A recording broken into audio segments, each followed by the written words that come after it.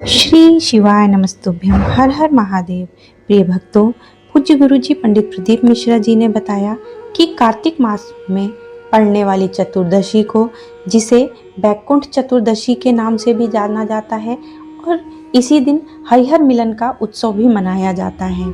यह उत्सव 4 नवंबर को कुबेश्वर धाम में शाम को 6 बजे मनाया जाएगा।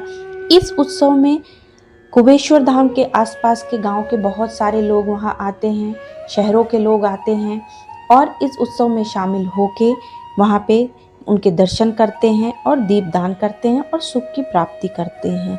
तो आप में से जो भी भक्त कुबेश्वर धाम आना चाहते हैं वे कुबेश्वर धाम आ सकते हैं, और जो नहीं आ सकते तो वो ऑनलाइन भी दर्शन कर सकते हैं।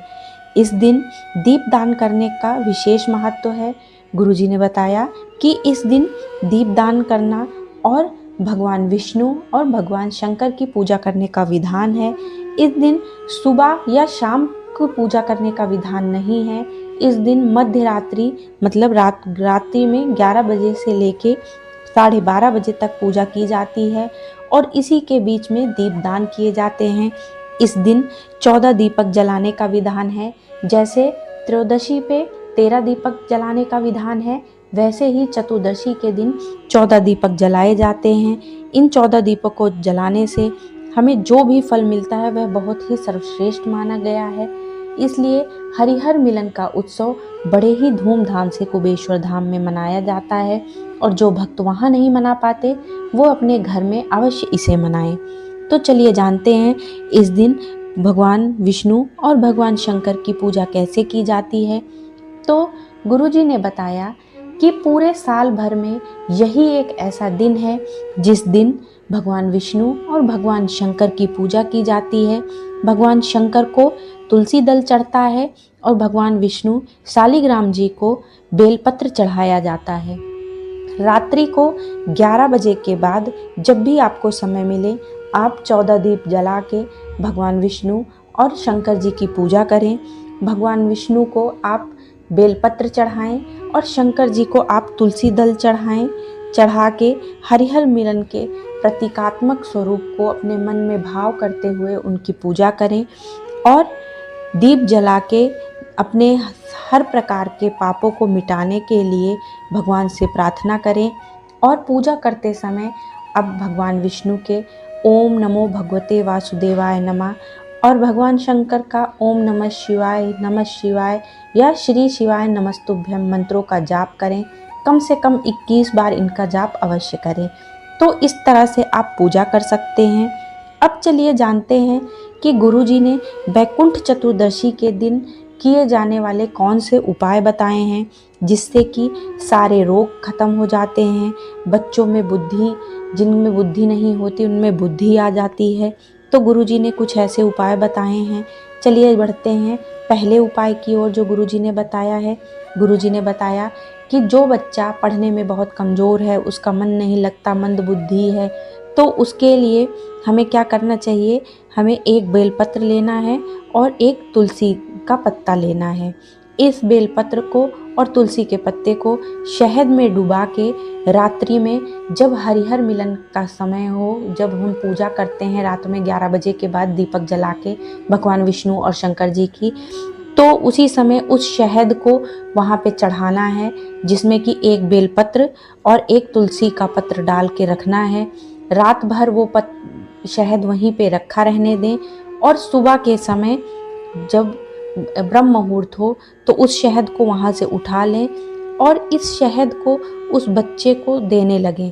प्रतिदिन उस बच्चे को उस शहद को चटाएं तो उससे उसकी बुद्धि तेज हो जाती है और जो वो पढ़ाई में कमज़ोर है वो ठीक हो जाता है। चलिए जानते हैं गुरुजी ने दूसरा कौन सा उपाय बताया है। गुरुजी ने दूसरा उपाय बताया है जिनकी आँखों की रोशनी कमज़ोर होती है, आँखों की ज्योति धीरे धीरे जाने लगती है, तो उनके लिए गुरुजी ने बताया है कि वही शहद जो आपने तुलसी और बेलपत्र डाल के रात में रखा हुआ था भगवान भोलेनाथ और शालिग्राम जी के पास, जो रात भर वहाँ पे रखा था, उसी शहद को आप हल्के हल्के से अपनी आँखों के पास लगाएं तो इससे नेत्र ज्योति को भी लाभ होता है तो इससे आँखों की जो रोशनी गई होती है वो धीरे धीरे वापस आने लगती है। तो ये दूसरा उपाय था जो गुरुजी ने बताया।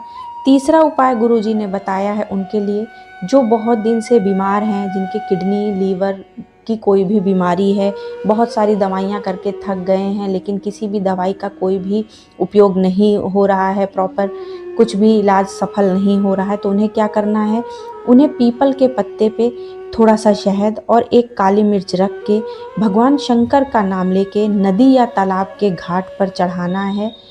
हरिहर मिलन वाले दिन हो सके तो आप रात्रि में ही ये उपाय करें।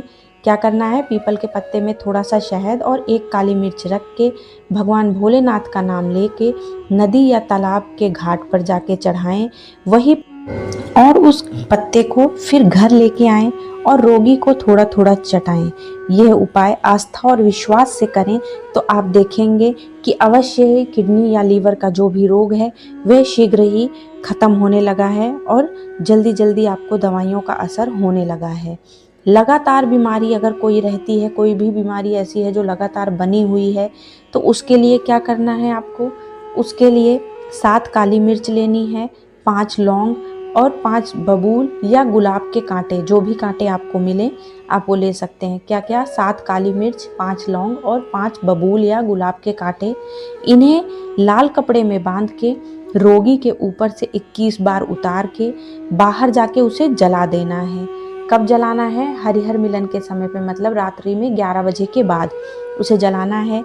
इस उपाय से जो भी नकारात्मकता आपके घर पे है, उस रोगी के ऊपर है, वह सब दूर हो जाएगी और उस रोगी का जो भी रोग है वो खत्म होने लगेगा। तो ये थे कुछ उपाय जो गुरुजी ने बताए कि हम हरिहर मिलन वाले दिन कर सकते हैं। आशा है आपको ये वीडियो उपयोगी लगी होगी। तो वीडियो को लाइक और चैनल को सब्सक्राइब अवश्य करें। श्री शिवाय नमः।